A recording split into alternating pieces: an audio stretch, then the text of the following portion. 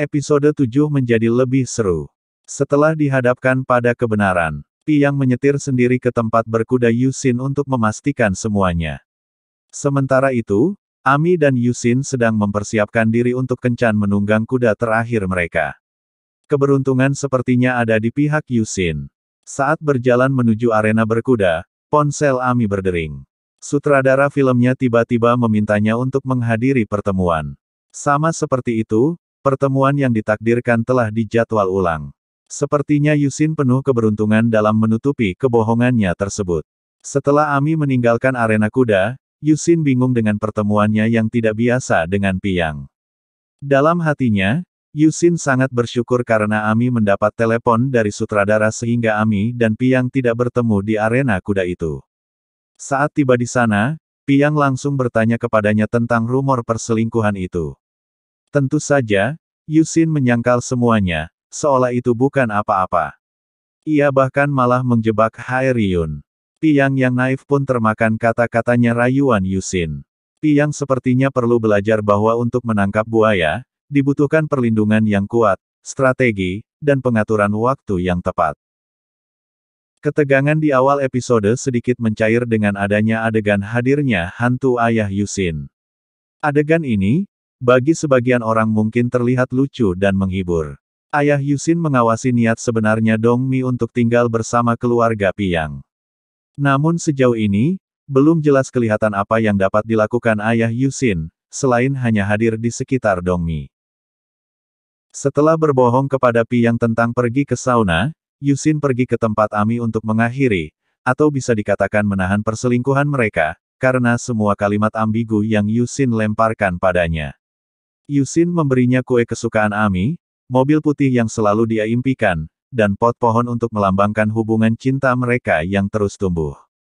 Dia memberikan segalanya kecuali masa depan hubungan mereka. Sejalan dengan situasi Sahyun, Yusin memutuskan untuk memanjakannya dengan harapan palsu melalui suratnya. Dia memintanya untuk menunggunya selama 2 tahun lagi, kalau dia akan mengajukan cerai. Tanpa tujuan jelas, ia berkata bahwa tidak ada yang tahu apa yang akan terjadi di masa depan. Yang menarik adalah, dia menggunakan pohon yang tumbuh sebagai metafora untuk hubungan mereka.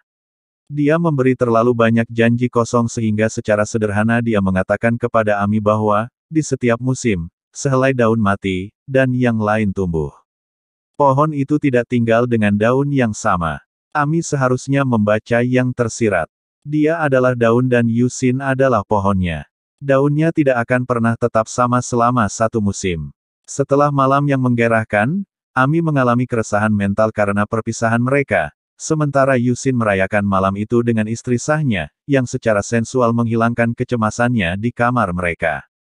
Ada juga seseorang menari dengan penuh semangat dan sepenuh hati ke bulan sendirian di kamarnya. Dia melihat ke arah bulan dan tiba-tiba, bulan sekarang memiliki wajah Yusin di atasnya. Yup, itu Dongmi. Sementara itu, Ibu Sahyun datang mengunjungi Songwon. Saat perut Songwon semakin besar, Ibu Sahyun semakin peduli padanya. Dia memanjakan Songwon dengan perhatian, sedemikian rupa sehingga tidak ada yang tersisa untuk Hyeryung. Yah, mungkin ada sedikit. Ibu Sahyun memutuskan bermalam di tempat Songwon untuk merawatnya. Alasan lain dia menginap adalah untuk menghindari suaminya. Sedikit yang dia tahu, Songwon diam-diam memanggil ayah Sahyun untuk datang dan menghibur ibu Sahyun. Setelah Songwon berangkat kerja, ayah Sahyun dengan cepat berlutut dan memohon maaf pada ibu Sahyun. Dia melakukan segalanya sesuai dengan apa yang Songwon katakan. Dia dengan tulus meminta maaf atas segalanya setelah menyadari dirinya kehilangan perhatian dan cinta istrinya yang selama ini dianggapnya remeh. Tapi, semua konfrontasi sepenuh hati itu berubah menjadi komedi lain ketika lutut ayah Sahyun mati rasa. Ditambah lagi, Ibu Sahyun menggambarkan air mata suaminya sebagai air mata buaya. Tapi, satu hal yang jelas adalah, bahwa begitu hubungan itu hancur, semuanya tidak akan pernah bisa kembali seperti semula. Namun, selalu ada jalan untuk memperbaikinya jika ada kemauan. Setelah ditampar oleh kenyataan Yusin tak bisa meninggalkan istrinya, Ami kini penuh kegalauan dan patah hati. Dia melukai dirinya sendiri dengan minum berlebihan sampai dia melukai tangannya. Sementara itu, Yusin menikmati kencan keluarganya di kolam renang. Rasanya Ami pantas menerima apa yang akan terjadi padanya. Memang dalam hubungan perselingkuhan, pada akhirnya wanita selalu menjadi yang dirugikan. Ami terlatih-tatih saat berjalan menuju rumah sakit tempat Yusin bekerja. Saat mendaftarkan dirinya, Ami pingsan dan dilarikan ke ruang gawat darurat.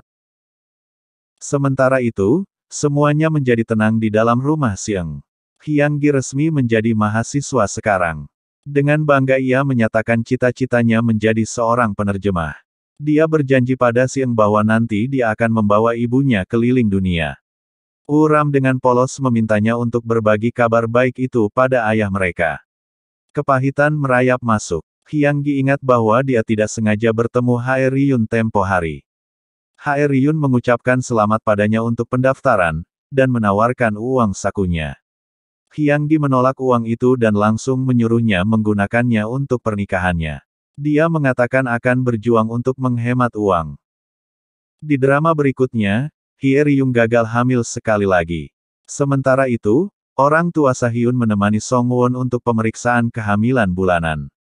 Setelah mendapat hasil pemeriksaan, mereka bertiga pergi makan malam keluarga bersama di Sobaeksan.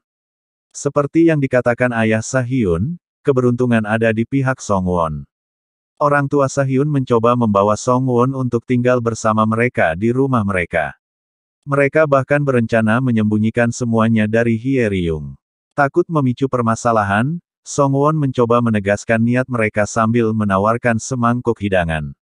Kalau dipikir-pikir, Songwon selalu tahu langkah yang tepat untuk memenangkan segalanya tanpa menolak apapun.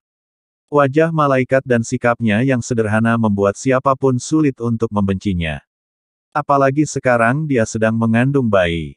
Jika keberuntungan ada di pihak Songwon, maka kebenaran memilih untuk berpihak pada Hae Ryun malam itu. Songwon secara kebetulan bertemu Sahyun saat sedang makan di luar. Sahyun mengatakan kepadanya bahwa dia sedang makan malam dengan orang tuanya. Setelah itu, Hae Ryun bergabung dengan pihak yang tidak diinginkan. Saat itulah semuanya menjadi buruk.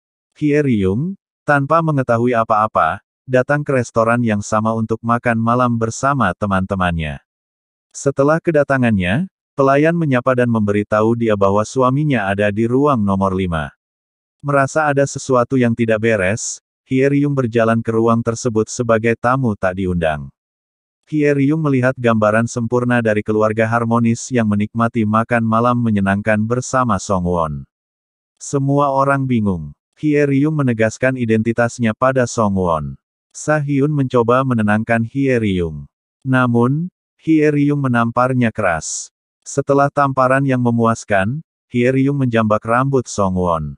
Dia merasa semua orang di ruangan itu membohongi dan menipunya. Belum puas sampai di situ, Hae Ryun memecahkan piring, melambangkan rusaknya kepercayaannya pada keluarga Sahyun. Dia kehilangan akal sehatnya dan siap menyakiti Songwon, sampai ayah Sahyun menghentikannya. Semua orang berpihak pada Songwon karena dia hamil. Seolah-olah Hae Ryun tidak sepadan dengan setiap inci keadilan atas perilaku Sahyun.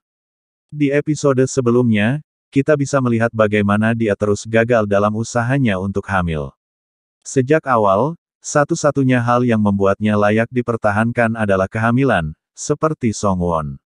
Sebenarnya agak membingungkan mengapa jalan ceritanya seolah-olah membuat kesan Hae Ryun merupakan istri yang buruk tanpa alasan yang jelas dan kuat. Sementara Songwon terkesan menjadi malaikat dalam kesusahan. Di tengah semua itu, akankah Hae Ryun tetap memilih untuk mempertahankan pernikahannya, atau akankah keadaan berbalik? Kita lihat saja nanti.